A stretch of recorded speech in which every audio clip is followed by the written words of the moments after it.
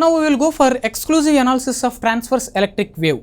As I said, for the transverse electric wave, there will be no electric field component in the direction of z, that the electric field component is always perpendicular to the direction of z if the wave is travelling in z direction. So, in our example, we are assuming that the rectangular waveguide is placed along z direction and the wave is travelling in z direction. Therefore, there will be no field component along z direction for transverse electric wave.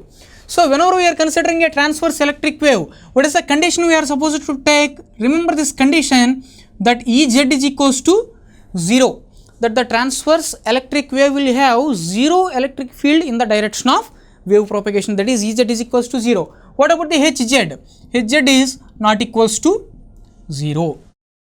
That clearly you are supposed to substitute these two in our already obtained equations for Ex, Ey, Hx and Hy. So, what I do is just I will substitute these two conditions. Now, substitute them. If you are substituting, Ez is equals to 0 corresponds to this term will be vanished, this term will be vanished, this term will be vanished and this term will be vanished. After vanishing those terms, substitute Hz equation here. Here substitute Hz, substitute Hz, substitute Hz, substitute Hz and differentiate that one, get the final equations. So, directly I will try to write down the final equations for that one. From this one, after vanishing the first term as Ez is equals to 0, the remaining term is minus j omega mu by h square dou by dou y of. So, what is solution? Obtained solution for Hz, some constant C cos m pi by ax cos n pi by by e power j omega t minus gamma z. So, directly what I am doing is I am writing the equation. So, without Ez is equals to 0. Now, if you are differentiating that one with respect to y, only this term will becomes minus sign, a negative sign n pi by b, and the internal multiplication of that one will becomes n pi by b will be the multiplication factor for this one. So, that is the final equation for Ex. Clearly observe that, that's not writing that equation. So, you can differentiate that one. Similarly, you will get equation for Ey as Ez is equals to 0, the remaining term which is left for us is j omega mu by h square. Directly I will try to write down the differentiation equation here. The differentiation is with respect to x. So, the x factor will remains for us C m pi by a, and this will becomes a negative sign. So, I am adding a negative sign in front of this one, sin m pi by a x, the cos term left as it is, n pi by b y e power j omega t minus gamma z. So, this is the final equation that what we have for our Ey, right. Similarly, what will be the final equation for Hx? For Hx, substitute Ez is equals to 0, as Ez is 0, this term will be vanished and this term remains for us. I am trying to write down this entire term directly. This differentiation is with respect to x. Since this differentiation is with respect to x, the similar term remains for us, that is m pi by a, and this will be negative sign, a negative of negative, plus will be added here, sin m pi by ax cos n pi by by e power j omega t minus gamma z. That is the final equation for our Hx. So, this is final equation for Hx. As Ez tends to 0, the remaining term remains for us. Now, for Hy, this term will be vanished, and instead of Hz I am substituting the equation, and after that one what I get is minus gamma by h square. This is with respect to y. So, what I get is C n pi by b, that the y term is n pi by b left for us, and cos here the negative sign will becomes positive, n pi by b, this is sin n pi by b y cos m pi by a x, just it was swapped, e power j omega t minus gamma z. This is the term which is left for us, right. So, here clearly examine once again, if there is any sign disturbance, just you correct it. That clearly what I am doing is I am substituting this Ez is equals to 0, Ez equals to 0 corresponds to this term will be vanished, this term will be vanished, this term will be vanished and this term will be vanished. After that one, substitute Hz here, here, here and here. Differentiate that one. After differentiation, this equation also will be modified. Now what I do is just I will try to modify this equation by eliminating this particular differentiation term. What I do is just I will eliminate this differentiation term instead of this one. So this differentiation is with respect to y, right? So this term will now becomes sin n pi by b y multiplied with n pi by b. So that is the final solution. Directly I wrote the final solution there. Now these are the 4 equations that what we have for a transverse electric wave. For the transverse electric wave, once again clearly remember that Ex, Ey, Hx, Hy and Hz will remains for us. There will be no Ez component. The Ez component is always 0 for that one. After making Ez 0 and substituting Hz, these are the 4 components that which are left for us. Now using those 4 components, we are supposed to analyze what are different waves we can exist, different modes we can observe for transverse electric wave. So what are different modes? The mode is purely dependent upon how many half wave variations are there in our rectangular waveguide along broader dimension, along narrower dimension. So half wave variation means how many part signals are there along the broader dimension, how many part signals are there along the narrower dimension. This will be described using a mode called as TE with suffix M and N. So the mode will be described as TE M N. This is called as the simple mode notation. Transverse electric wave, half wave variations along broader dimension, half wave variations along narrower dimension. By varying different values of these M and N, we are supposed to observe whether the wave is existing or not initially. After existing that one, we are supposed to observe different equations or different parameters for that one. So what I do is just I will go for existence of the wave for different modes. Whether it is existing or not, we will examine, right? Starting from 0, 0. That clearly remember this TEMN is the general notation that what we have. What I do is, I will take these 4 equations, I will analyze these 4 equations for different values of M and N, they are called as the modes, and start with TE1, TE00, initially it is TE00, that put M is equals to 0 and N equals to 0. If you are substituting M equals to 0 and N equals to 0, put M equals to 0 here and N equals to 0 here, what you will get is 0. M into 0, N is 0, what you will get is 0, M0, N0, 0, M0, N0, 0.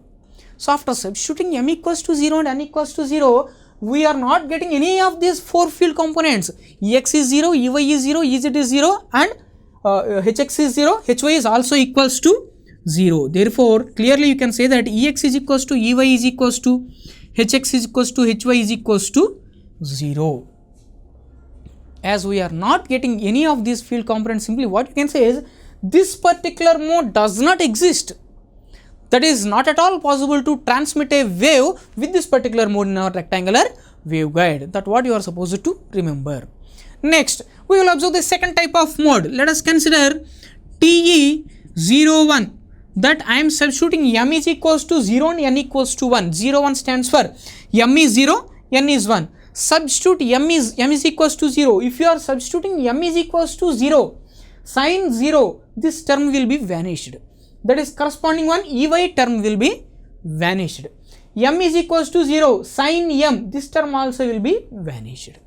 So Ey and Hx terms will be vanished. So clearly what you can say is Ey is equals to Hx is equals to 0. But don't leave there, just examine the remaining 2 components also. M is equals to 0, if you put M is equals to 0, this term will exist for us. It is not vanishing, definitely it is existing, that is Ex is existing. Similarly, Hy, if you put M is equals to 0, this is also existing. As N is equals to 1, just I am ignoring that one, just you put M is equals to 0, then Ex and Hy are existing. That what I am writing here, Ex is not equals to 0, Hy is also not equals to 0. So whenever we are saying that electromagnetic wave is traveling in TE01 mode in a rectangular waveguide, these 2 are the field components which are existing. Only Ex and Hy will exist. That you may be asked a question like this. For a transverse electric wave traveling in our rectangular waveguide with so and so dimensions in TE01 mode, which of the following fields will exist? Ex, Hx, Ex, Hy, Hx, Ey and Hx, Hy, Ey. Like that, different options will be given. So clearly you are supposed to recollect that only Ex and Hy will remain, the remaining field components will become 0. Next, observe the third mode or the next mode, TE10. For the TE10, I am making m is equals to 1 and n is equals to 0. Put m equals to 1 and n is equals to 0. As m equals to 1, leave it, put n is equals to 0. If you are substituting n is equals to 0, this term will be vanished. That Ex is equals to 0. N is equals to 0 corresponds to, there is no variation in this one. You will get 1 here, but this entire term will exist for us. That this n is equals to 0. Here also this will exist for us, right? And n is equals to 0. This term will be vanished. So this term will be vanished, this will exist, and this will be vanished. So the corresponding two terms Ey and Hx will exist. That what you can write here is Ey is not equals to 0 and the Hx component is also not equals to 0. The remaining two field components Ex is equals to Hy is equals to 0. So clearly remember once again, the statement may be like this or the question may be like this. Which of the field components will exist for a TE10 mode when it is traveling in a rectangular waveguide? Ex Hx, Ex Hy, Hx Ey, Hy Ei. Then clearly you are supposed to say that Ey and Hx will exist for us. The Ex and Hy will become now 0. Like this, different field components will be there. And we will examine one more mode also. That is TE11.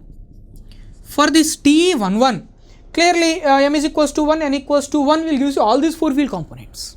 So nothing will vanish here, right? If you substitute m equals to 1, n equals to 1, this will exist, this will exist, this will exist, and this also will exist. So all field components will exist for us. Like this, depend upon the constants m and n. How many half wave variations are there along the broader and narrower dimensions, the wave propagation will be decided. So if you are saying that simply the transverse electric wave, that's a wrong. It's a transverse electric wave in which mode it is traveling? It is traveling in 0-1 mode, 1-0 mode, 1-1 mode or the higher modes. Clearly we can say that T00 mode does not exist on a rectangular waveguide. So if you want to draw how the wave variations will be there in a rectangular waveguide, you are supposed to observe what are the field components which are existing here. What I do is just I will try to draw T01 wave for rectangular waveguide. For T01, what I do is just I will draw, let us take for this one, this is the rectangular waveguide that what we have. For this rectangular waveguide, how the wave variations will be there? If you want to imagine, you have to imagine like this. What are the field components which are existing for us? Ex is existing, that is the electric field in x direction is existing. Hy is existing, the magnetic field in y direction is existing, right? The electric field is in x direction, that is along the broader dimension it is 0, along the narrower dimension it is existing, that is along the narrower dimension the electric field is existing like this. That solid line always indicates that the electric field is there. The electric field is existing in which direction? X direction, that is along the narrower dimension. Around this one, the magnetic field will be there. What is the direction of magnetic field? The magnetic field direction is only y direction. So the magnetic field will be like this. It is coming out like this and going into here, coming out like this and going into here. Just clearly the H field will be like this and E field will be like this. This is a way of drawing the fields in our rectangular waveguide. Similarly, if you are considering TE10, how to draw the TE10? How many half wave variations are there in our broader dimension? One half wave variation will be there. That half wave variation is existing in which direction? Y direction. So if you are drawing for this one, this is the rectangular waveguide that what we have. Let us consider this is the rectangular waveguide. The field component which is existing is in y direction. That this is the electric field component which is existing in y direction. Now, what will be the magnetic field? Clearly, the magnetic field is like this. So, this is coming out of the plane and it is going into the plane, and that magnetic field is along x direction. So clearly you have to interpret how a particular wave is transmitting depend upon its mode. These are the different modes, and based on these modes how it is traveling for a particular mode in rectangular waveguide, and so you need to interpret like that. Now we will go for further analysis of our rectangular waveguides. What is the cutoff frequency, what is the cutoff wavelength, and further analysis. Now we will discuss about cutoff frequency of our rectangular waveguide. As we said, once again recollect that it is a high pass filter, definitely some cutoff frequency will be there. Now I will give you the equation for that cutoff frequency. A very simple derivation is there.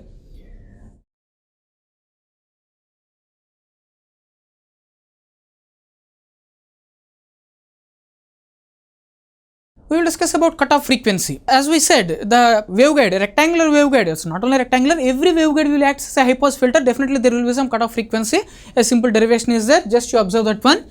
We have one simple relation that h square is equals to gamma square plus omega square mu epsilon, right? Which is equals to, already we defined this one as a square plus b square. After getting the solution for that one, a and b, this will be equated to m pi by a whole square plus n pi by b whole square. Now what I do is just I will take these two equations and I will try to modify it.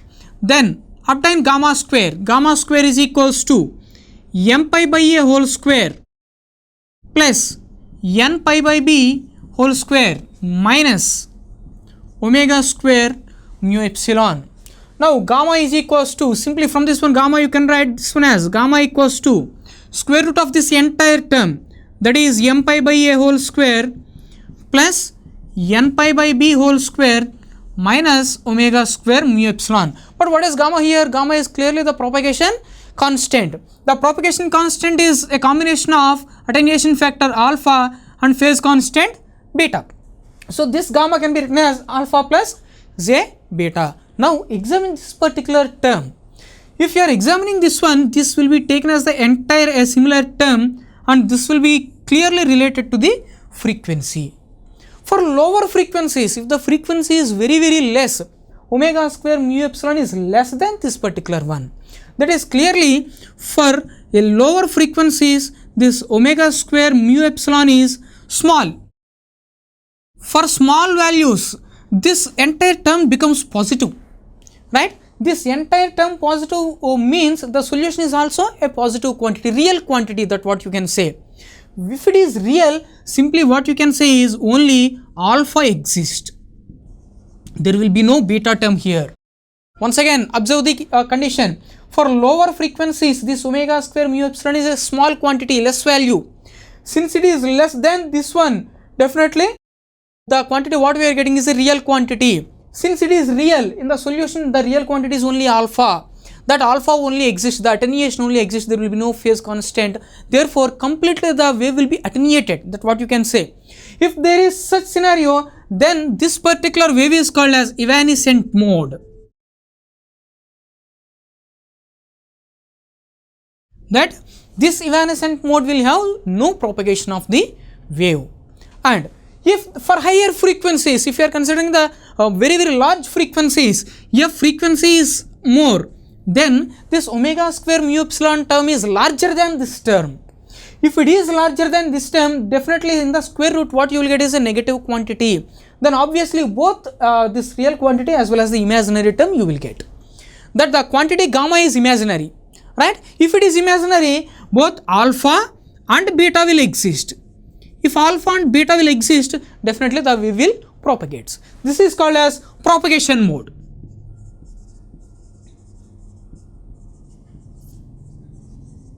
So whenever for lower frequencies we are observing this one, evanescent mode will, there is no wave will be there. For alpha and beta both are existing, that is at high frequencies, it is called as propagation mode. So at which frequency it is shifting from evanescent mode to the propagation mode, that particular frequency is called as the cutoff frequency. That cutoff frequency will exist exactly at these two terms equal. That if you are making these two terms equal, that particular frequency is said to be the cutoff frequency. So make them equal. That is omega square mu epsilon is equals to, what is the term there? M pi by a whole square plus n pi by b whole square. This omega c is nothing but the cutoff angular frequency. That's why I'll represent that one with cutoff W or omega c. Now with this relation you will get Fc also. So for that I'll get just Fc from this one. Now from this equation clearly you can observe that omega c square is equals to 1 by mu epsilon multiplied with this m pi by a whole square plus n pi by b whole square.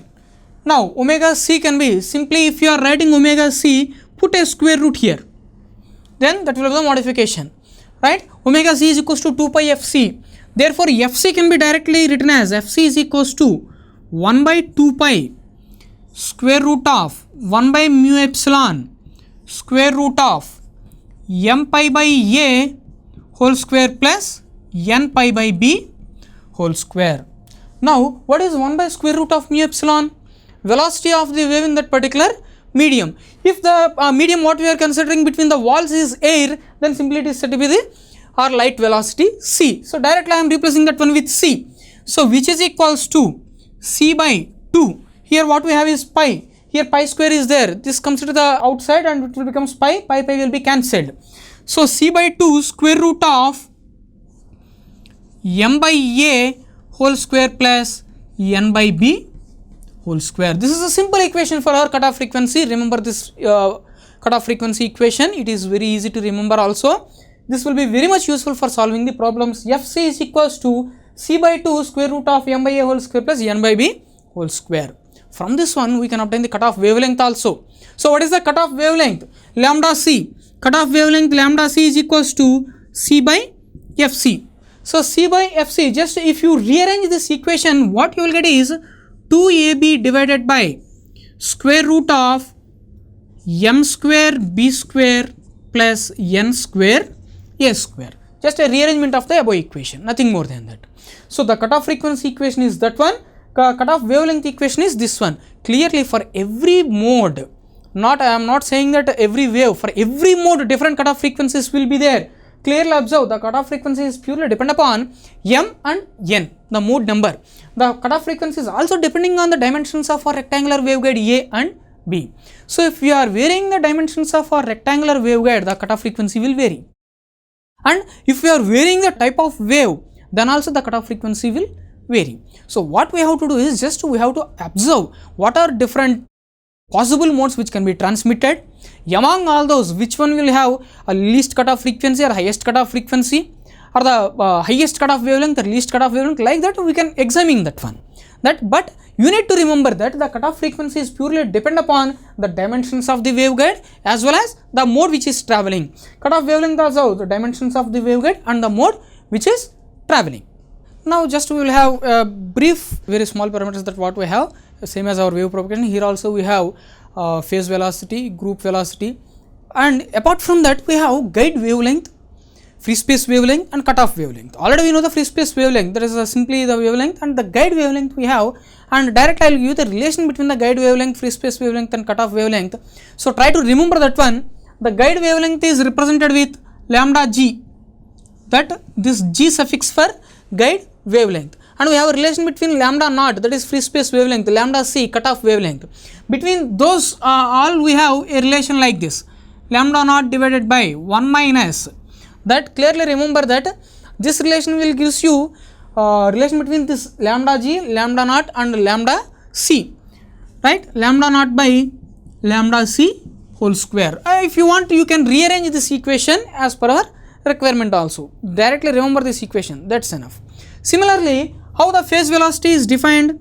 Phase velocity is equals to omega by beta. It is the definition that what we have. And for this one, for this beta we have a solution.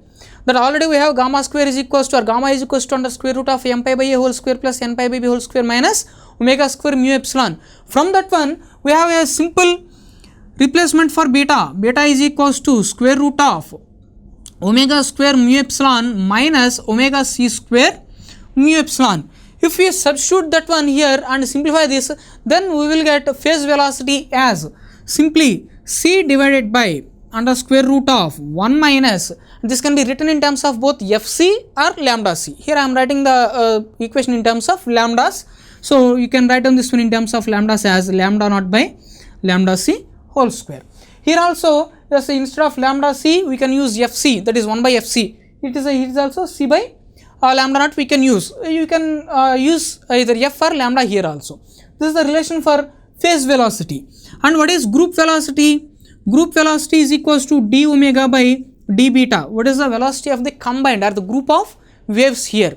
So after getting this d omega by d beta and a little mathematical manipulation, we will have a relation between this Vg and Vp. That is the phase velocity and group velocity as Vg into Vp is equals to c square. This is the relation that what we have. If you remember this equation, easily you can calculate the phase velocity and group velocity. Just to remember this formula.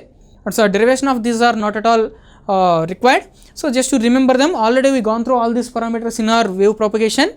So just to remember once again here. Now what we do is just we will examine our rectangular waveguide for TE wave for its dominant mode. And what is dominant mode? And so what are the conditions for dominant mode? Later we will derive the equations for its wave impedance. As I said, there will be wave impedance for this one. This wave impedance is different for different types of waves. So we will have these two concepts now. So before that, just you observe what is dominant mode. A dominant mode is nothing but a mode which has least cutoff frequency. That the cutoff frequency for that particular mode is very less. Remember that one.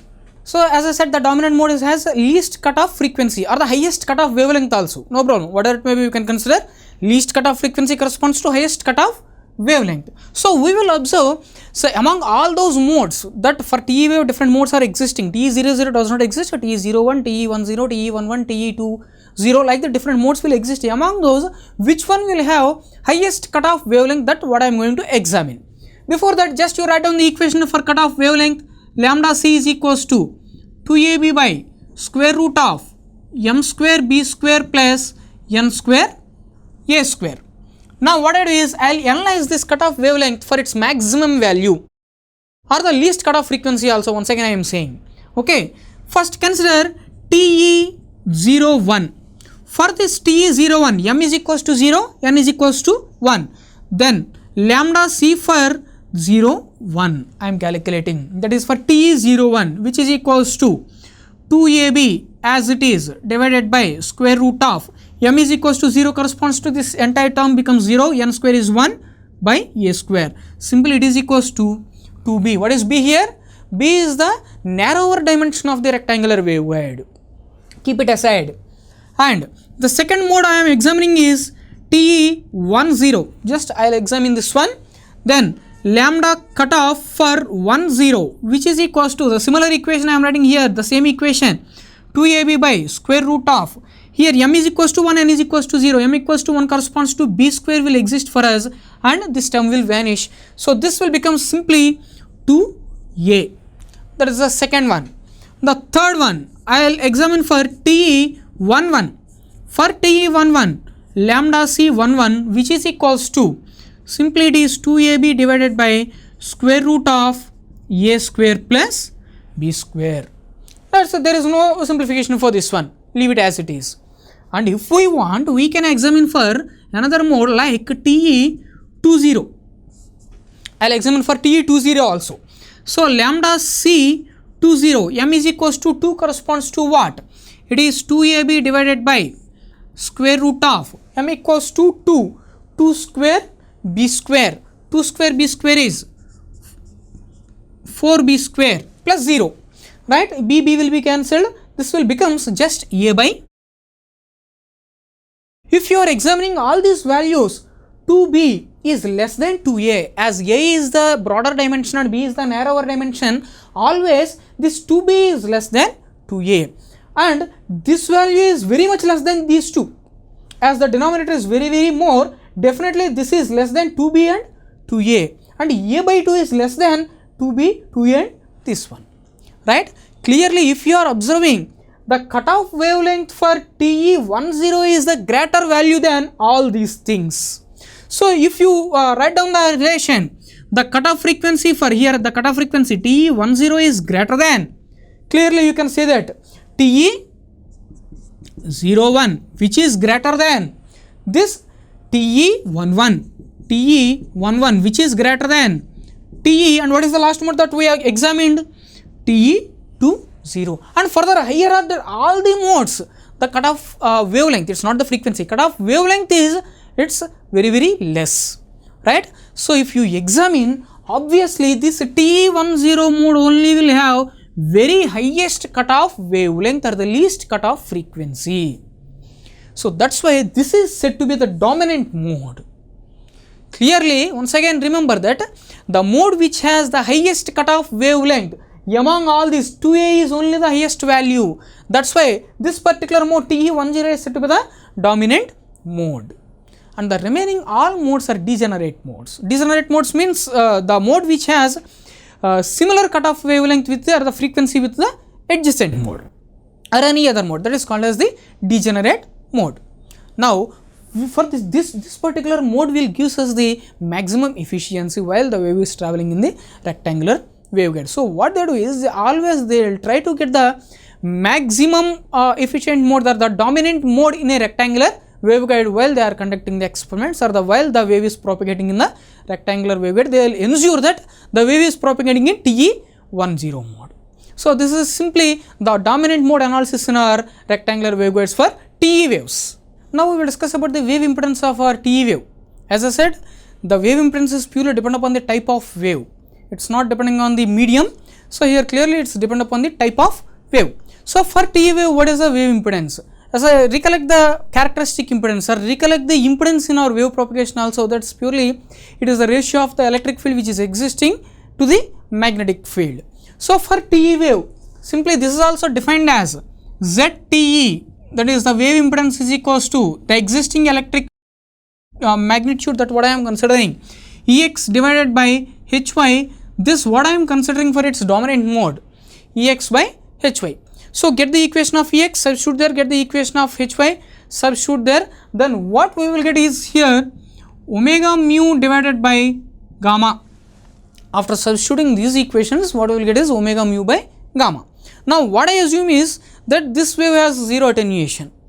That for our simplification analysis, I will assume that the alpha is equals to 0, which corresponds to omega mu by, as I am considering only magnitude, this will becomes beta, omega mu by beta. Now already we have a simplified equation for beta. I will substitute there, which is equals to omega mu divided by, instead of beta what you can write, this is omega square mu epsilon minus omega c square mu epsilon. So this is omega mu by omega square mu epsilon minus omega c square mu epsilon.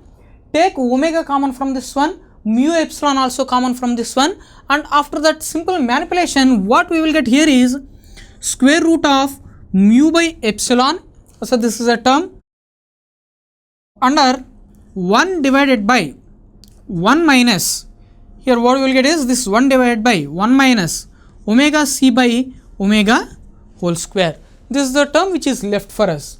Square root of mu by epsilon, just recollect the concept that what we have in our wave propagation, mu by epsilon is nothing but it's a free space impedance, if it is free space, or the impedance of our medium. This can be intrinsic impedance of the medium, this can be replaced with eta divided by square root of 1 minus omega c by omega, this can be written as simply fc by f whole square.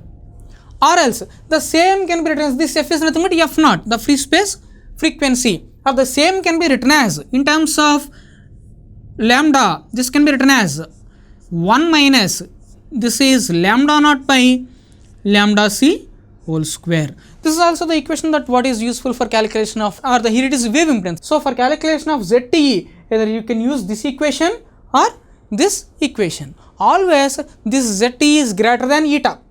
So this ZTE is greater than eta. Why it is greater than eta?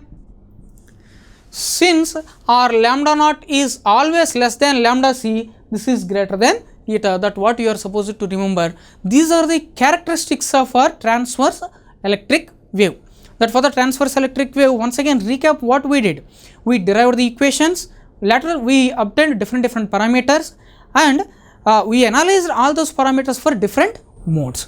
A similar type of analysis will be there for TM wave also. So instead of going for all those equations, what I do is just I will give you the comparison between TE waves and TM waves directly. I will write them on the board. Now what I do is, instead of deriving all those equations for our TM wave, just I will give the comparison between TE and TM waves so that you can easily remember.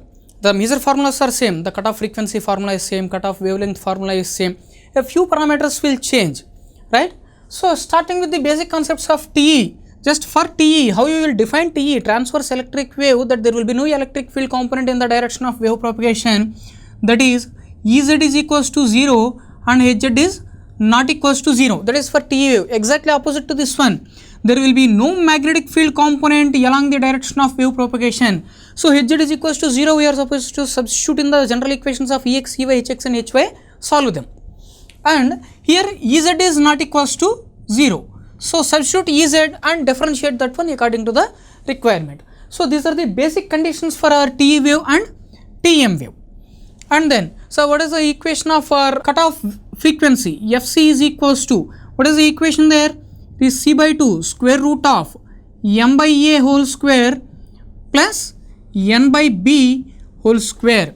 That it is dependent upon the broader dimension, narrower dimension as well as their mode numbers. Here also the same equation will be there. Fc is equals to C by 2 square root of m by a whole square plus n by b whole square. The corresponding cutoff wavelength also will be there. The lambda c is also same. And what are different modes which are existing for this one? For this one, the modes which are existing are starting from TE01, TE10, TE11 and etc. That TE00 mode does not exist for our transverse electric wave. And if you analyze our TM wave, for TM wave, directly remember that. And if you go for the analysis also, you will get the same. For TM wave, that the modes which are existing are starting from TM11.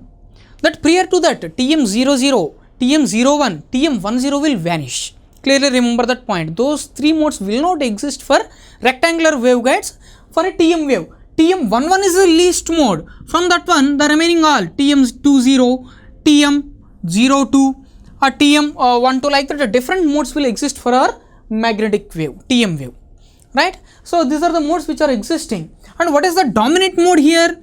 The dominant mode is TE10 is dominant. That this will have the highest cutoff wavelength or the least cutoff frequency. Here the TM11 is the dominant.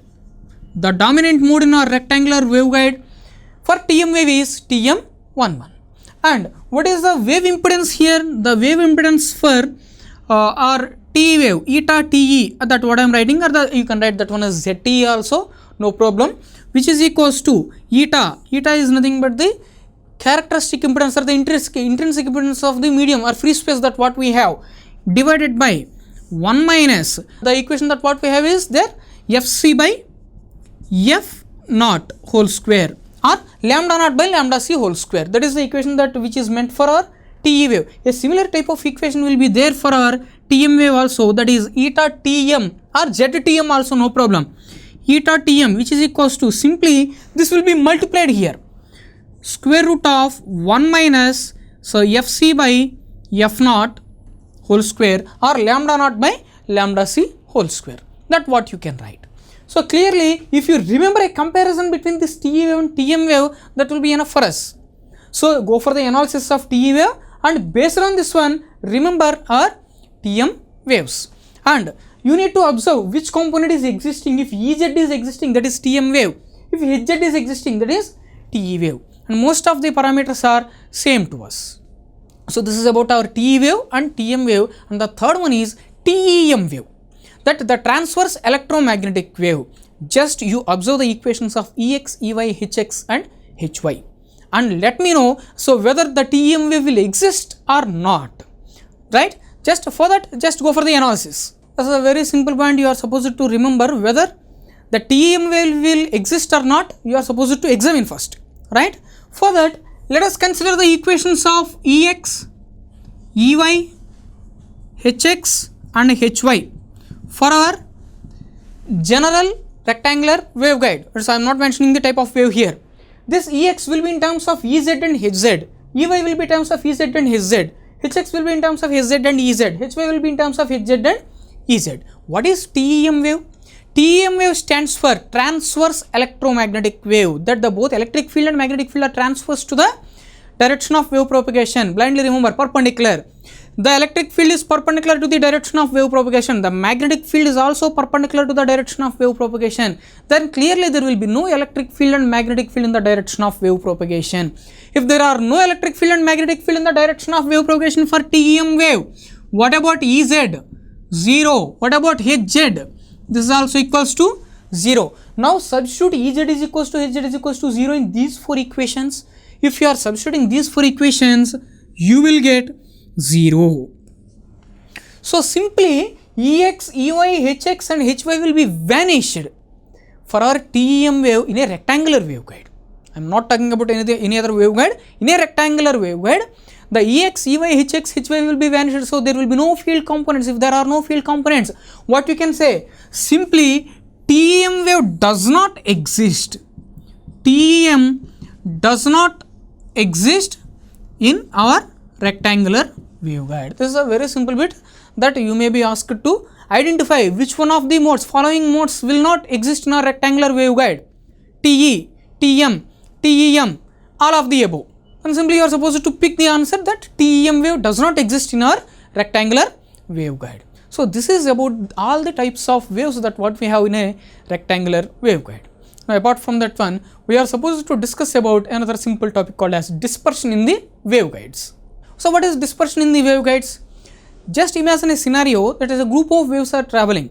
When a group of waves are traveling means that different frequencies are there. For all those frequencies, if we have different phase constant, then obviously some distortion will be there at the output. Because of the distortion, the signal will be completely disturbed. This particular phenomenon is called as the dispersion. This dispersion is related to the phase constant. When different phase parameters are there for different frequencies, the distortion, this distortion is called as the dispersion. So here we are supposed to observe what is the relation between the frequencies and the phase parameter that what we have. For that, consider the equation of phase constant beta. So beta is equals to, what is the equation of for beta? Omega square mu epsilon minus omega c square mu epsilon. Now take omega mu epsilon constant from this one. So omega square root of mu epsilon I am taking common. Square root of 1 minus omega c by omega whole square. So what is 1 divided by square root of mu epsilon? 1 divided by square root of mu epsilon is the velocity. So what I do is just I will write down this one as 1 divided by square root of mu epsilon under square root of, this can be written as fc by f whole square. So this can be replaced with phase velocity. So which is equals to this 1 divided by square root of mu epsilon is nothing but the wave velocity. So this can be written as omega by this, I'll write this one as v naught, wave velocity square root of 1 minus fc by f whole square. So which is nothing but our beta. This is called as the dispersion relation, that for variation of the frequency you can observe that the beta will be varied. So how it is varying, that can be observed using our group velocity. So for that, what we are supposed to do is we are supposed to get the group velocity. So how the group velocity is defined? Vz is equals to, group velocity is equals to d omega by d beta, right? To get this d omega by d beta, what I do is I will try to get d beta by d omega. So for that, just try to get d beta by d omega, which is equals to d by d omega of beta. Now what is the relation between the phase velocity and beta? Already we have a relation between phase velocity and beta. Phase velocity is equals to omega by beta. Therefore, beta is equals to omega by phase velocity. So what I do is I will replace this beta with omega by phase velocity, which is equals to d by d omega of omega by phase velocity. Now try to get the differentiation of this one. So simply d beta by d omega is equals to, so this is a function like x by y, right? So which is equals to 1 by phase velocity d omega by d omega minus 1 by phase velocity square omega d phase velocity by d omega. So this is the equation that what we have for our d beta by d omega. Now swap this one. So just invert this one. If you are inverting this one, then what we'll get is d beta by d omega, which is d omega by d beta, which is nothing but the group velocity. So I'll write down this equation now. So Vz is equals to, group velocity is equals to, opposite of this one is nothing but 1 divided by, here what we have is nothing but just 1 by phase velocity 1 minus omega dvp by d omega divided by phase velocity.